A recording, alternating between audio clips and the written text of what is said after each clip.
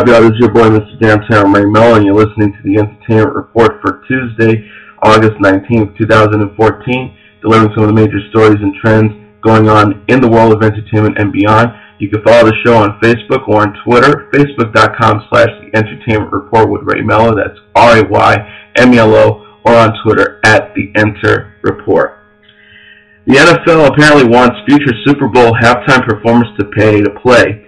A report in the Wall Street Journal says the NFL has asked Coldplay, Rihanna, and Katy Perry if they'd be willing to offer a percentage of their future tour earnings or some other type of financial contributions to perform at the big game in February.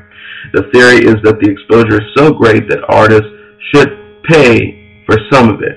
The league would neither confirm nor deny the allegations. Joanna Hunter, the NFL's Director of Corporate Communications, told the Wrap, "Our only goal with the Pepsi Super Bowl halftime show is to put on the best show for the millions of fans who watch.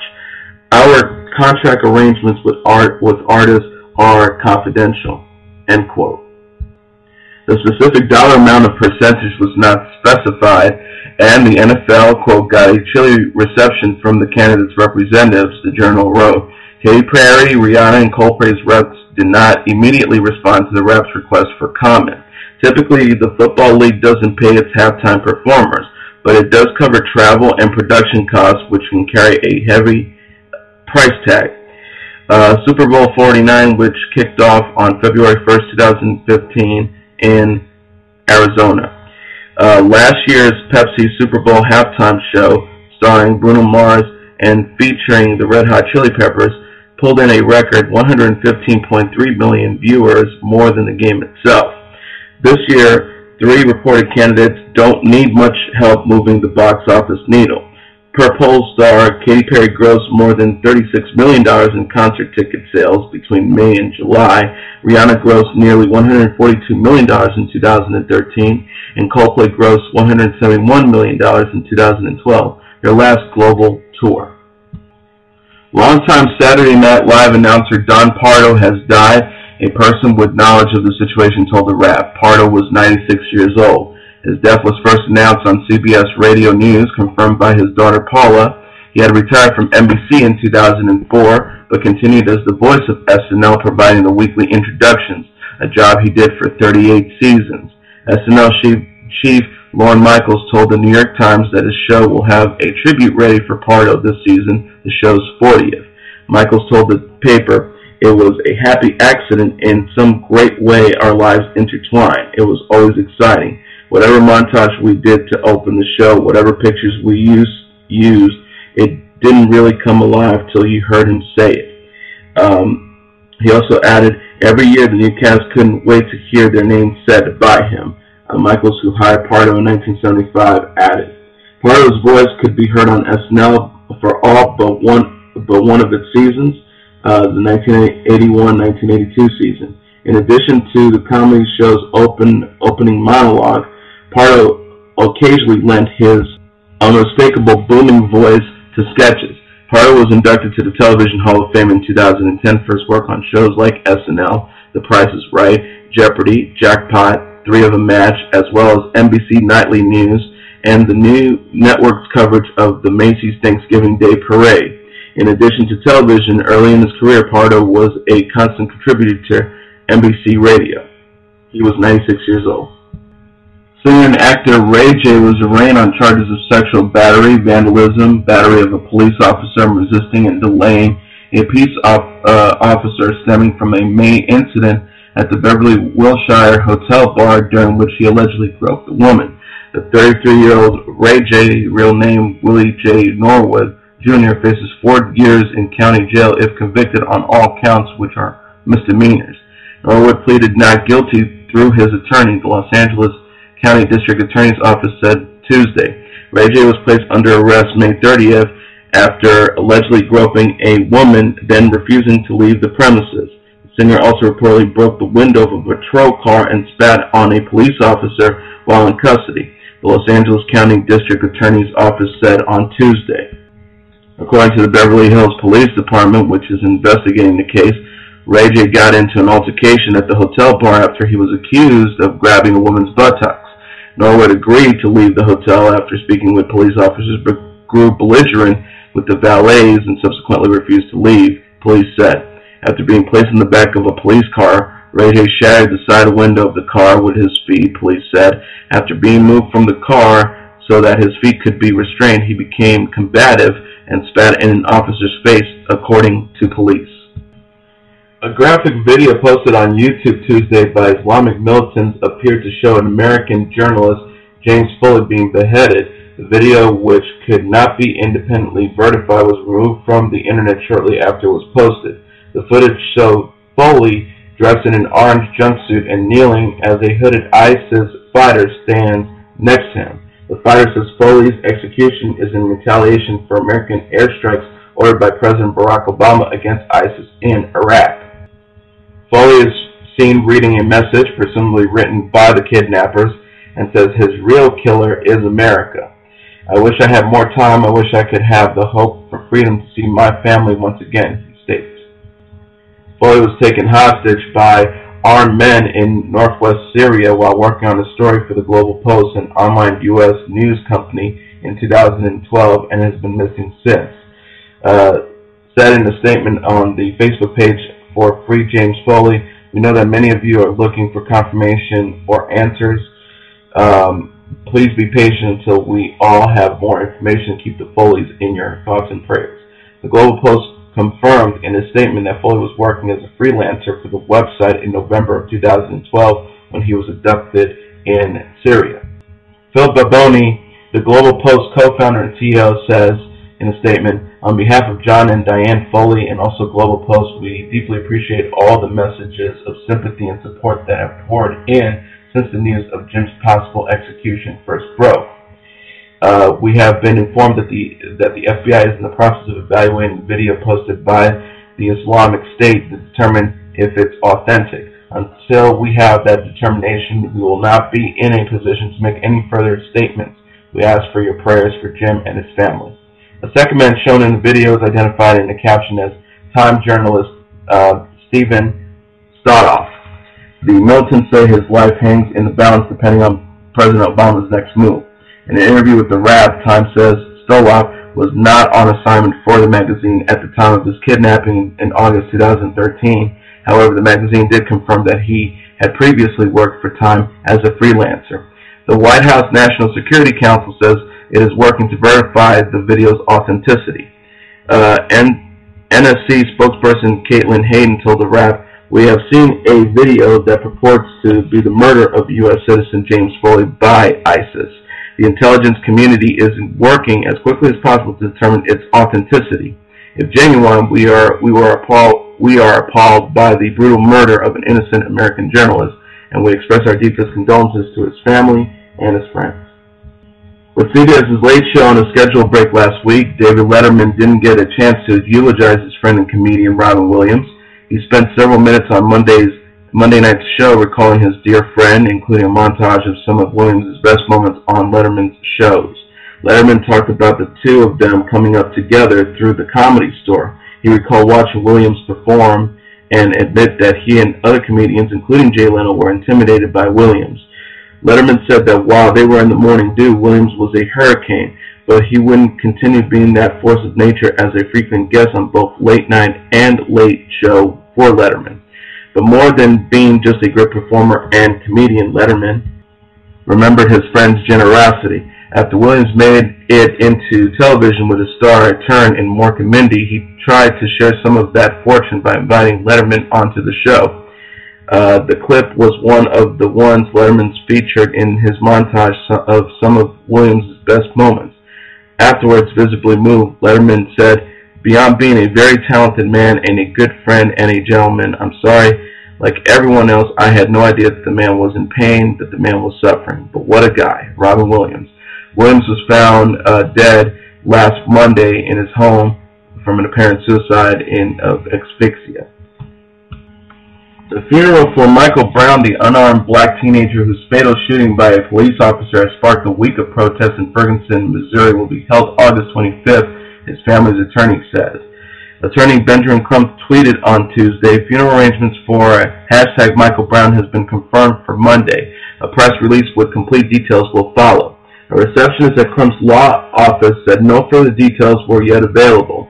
The funeral will come more than 2 weeks after Brown, a college-bound 18-year-old, was shot dead in the street by Officer Darren Wilson.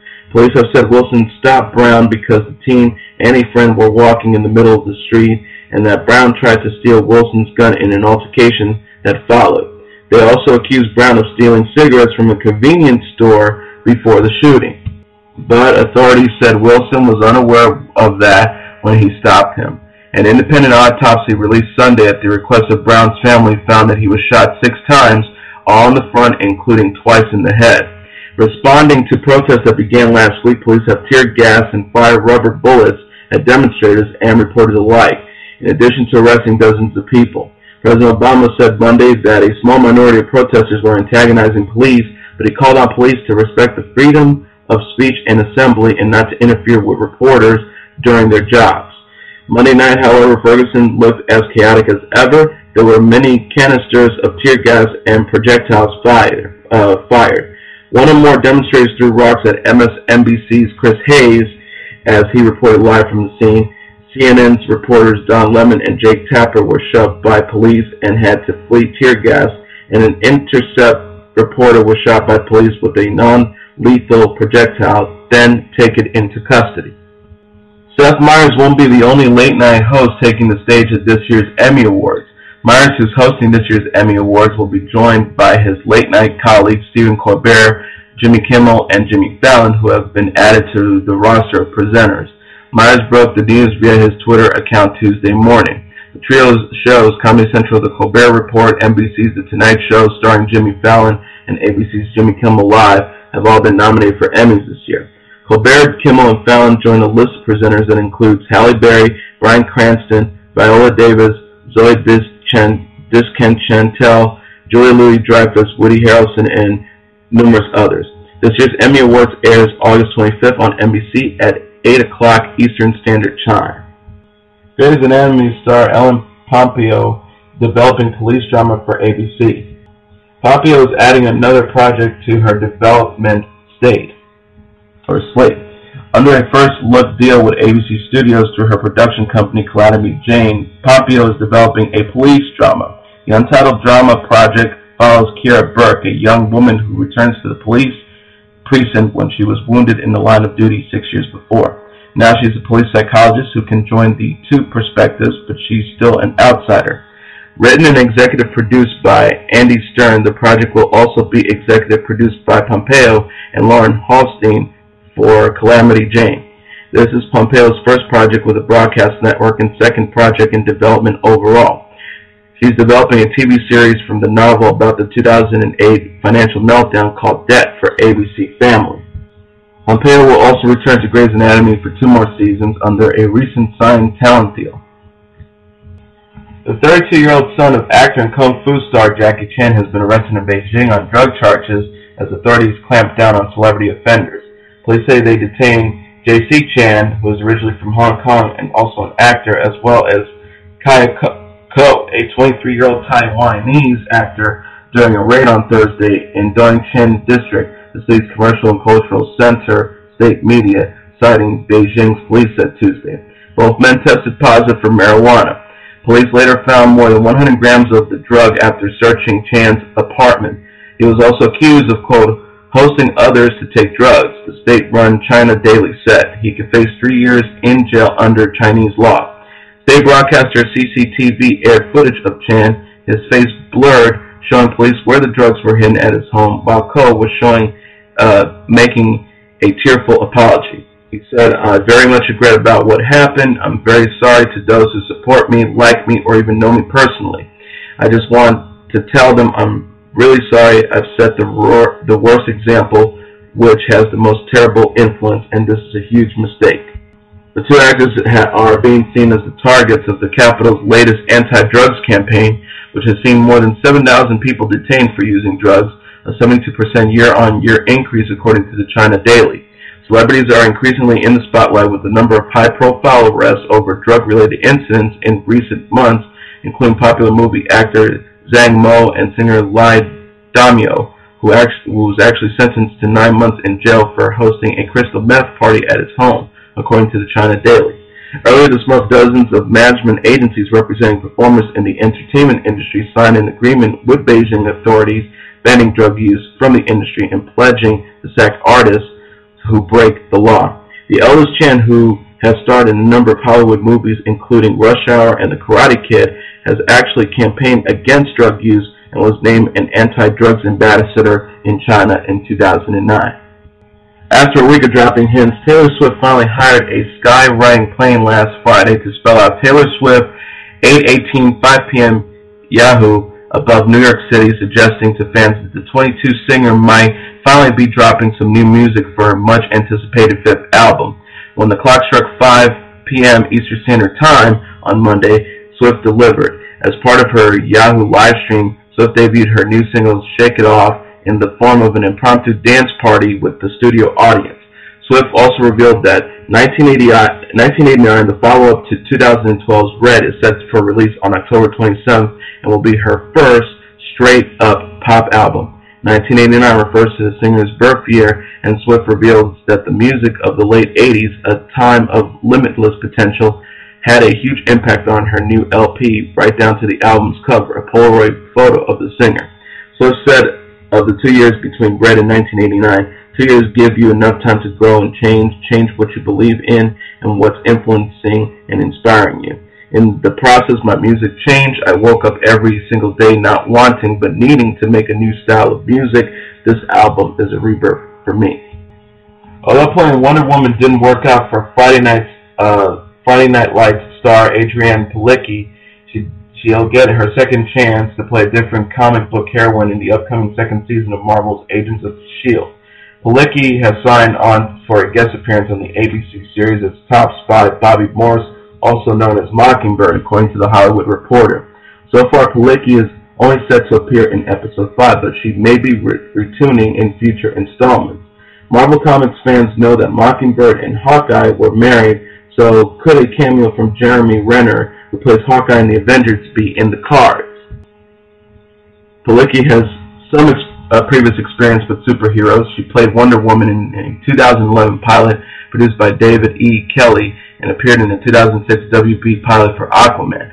She also played Lady J in 2013's G.I. Joe Retaliation. Other guest stars slated for the upcoming season of S.H.I.E.L.D. includes Kyle MacLachlan, Lucy Lawless, and Reed Diamond. Season 2 of Marvel Agents of S.H.I.E.L.D. premieres September 23rd at 9 p.m. Eastern Standard Time on ABC.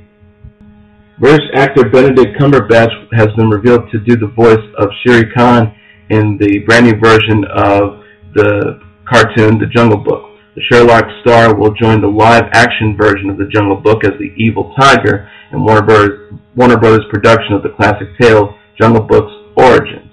Lord of the Rings actor Andy Serkis will direct the movie after Alejandro González Iñárritu was forced to pull out due to scheduling conflicts.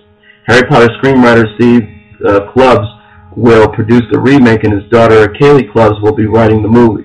Disney is also planning a live-action adaptation of Rudolph Kipling's work, which stars Bill Murray as Baloo, Christopher Walken as the orangutan King Louie, and Lucy star Scarlett Johansson will play the snake Kaya. Ben Kingsley will take on the role of Panther Bagheera, while Lupita Nyong'o will play Wolf Rashka. Much like the 1967 animated film, the script centers around Mowgli, a boy raised by animals in the Indian jungle. Jungle Book's Origins is scheduled for international release on October 21st, 2016. Comedian Kevin Hart was eye-to-eye with his ex-wife at Magic City Strip Club in Atlanta hours after he popped the question to girlfriend Eniko Parrish. Kevin and his ex-wife, Tori Hart, seems at odds Monday night. Her show, Atlanta X, had its premiere while she accused Kevin of cheating on her. For his part, Kevin jacked her spotlight by proposing to his fiancée and then posted the video on Instagram. So Tori took her co-stars to the strip club after the show aired, and around midnight, Kevin walked in with his freshly minted fiancée. It gets better. TMZ told the two exes were seated within eye shots of each other. They noticed each other but didn't say a word to one another. But Kevin made a big statement. He dropped $40,000 with his fiancee, making it rain all over the place. So he sat impassively with her new guy. And finally tonight, the Foo Fighters completed the ALS Ice Bucket Challenge in an epic fashion Tuesday when lead singer Dave Grohl put on a prom dress and acted out the climactic scene from Carrie. Grohl said, "I'm accepting Zac Brown's ALS Ice Bucket Challenge. Further, I'm challenging Jack Black, John Travolta, and Carrie's author Stephen King." He added, slipping in a tiara onto his head, "You have 24 hours. Then came the downpour in the horror flick Sissy Spacek and later Chloe Grace Moretz getting drenched in buckets of pig's blood." As the Wrap previously reported, the popularity of these challenges has helped raise both money and awareness to help fight Lou Gehrig's disease, or ALS. Barbara Newhouse, the president and chief executive of the ALS Association, said, "We have never seen anything like this in the history of the disease. We couldn't be more thrilled with the level of compassion, generosity, and a sense of humor that people are exhibiting as they take part in this impactful viral initiative." Dozens of Hollywood's best and brightest already have completed the challenge, including actor-director James Franco and Guardians of the Galaxy star Chris Pratt, but a few completed with it, which is much panache as the Foo Fighters frontman. There you go. And that is your entertainment report for Tuesday, August 19, 2014. I'm your host, Mr. Downtown Ray Mello. I'll be back tomorrow delivering some of the major stories and trends going on in the world of entertainment and beyond. You can follow the show on Facebook or on Twitter, facebook.com/The Entertainment Report with Ray Mello, or on Twitter @The Enter Report. I'll see you again tomorrow. Have a great day, everybody. Bye.